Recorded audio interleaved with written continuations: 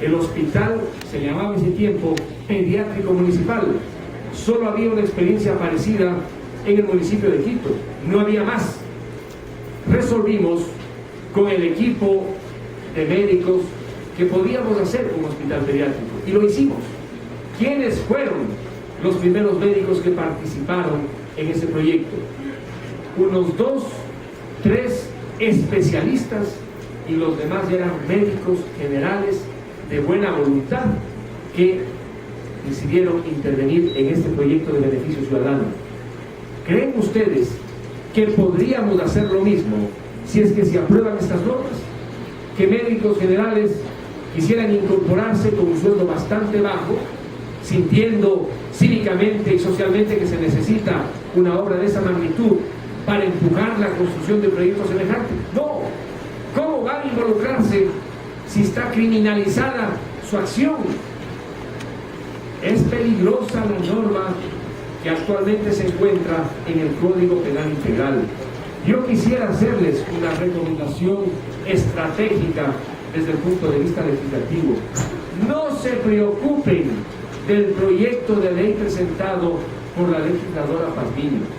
He conversado con el doctor Morales, que tiene larga experiencia legislativa y es un legislador notable en la Asamblea Nacional. Ese proyecto no va a ser aprobado nunca, por una sencilla razón. La ponente del proyecto no es del bloque de gobierno. La ponente del proyecto es esposa del hijo de nuestro expresidente refugiado en Panamá. ¿Creen ustedes que ese proyecto va a ser aprobado por la mayoría gobernista? No. No vean entonces en ese proyecto una amenaza real.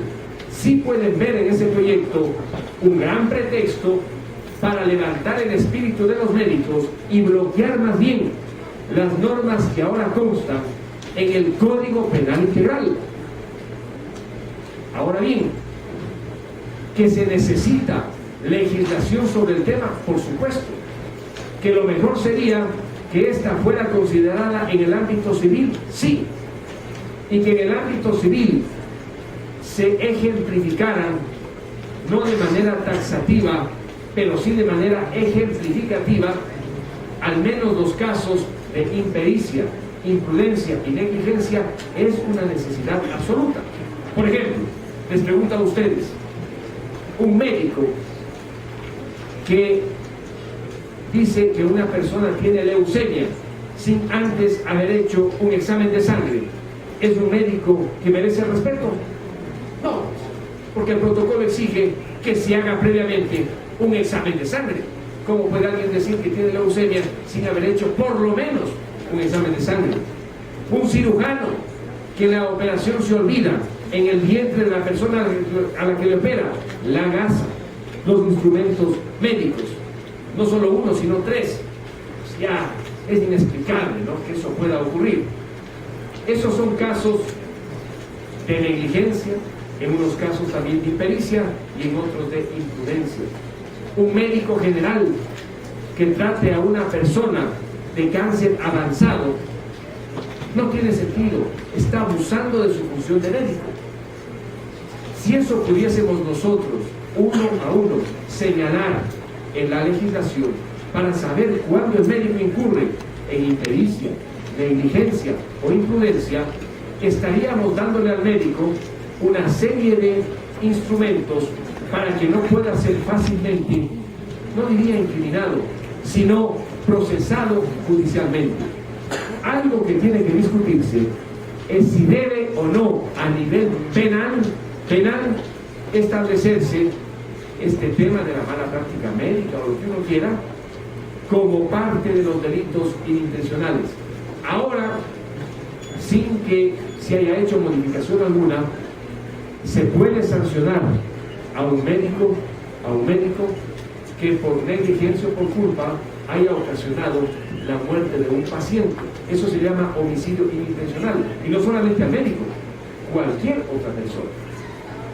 Hay 2 casos o 3 resueltos ya por la Corte Suprema de Justicia con alguna jurisprudencia y con una interpretación que se mueve de un lado a otro y que hace difícil mantener una línea coherente para dilucidar cómo se compone y se configura el delito inintencional en el caso de negligencia, impericia, imprudencia o culpa médica.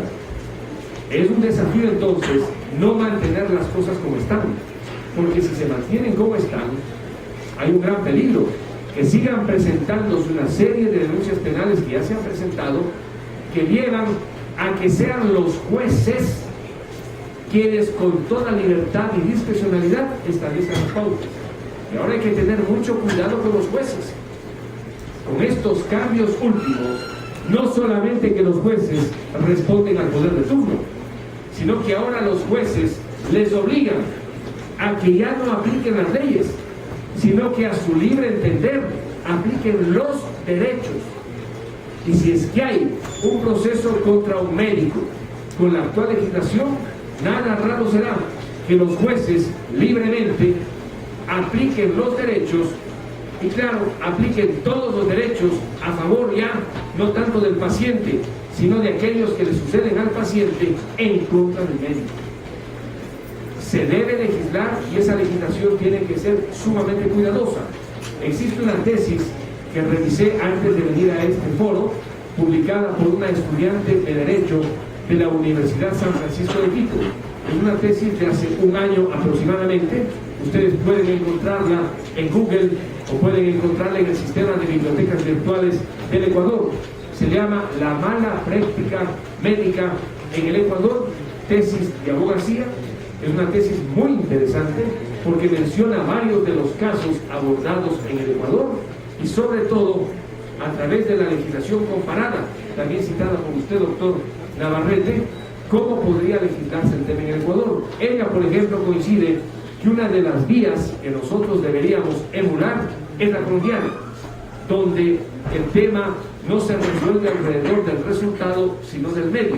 Solamente en asuntos estéticos en Colombia existe una criminalización rigurosa, pero fuera de temas estéticos, cirugías plásticas, hay una flexibilidad total que le da amparo y cobertura al medio. Muchísimas gracias.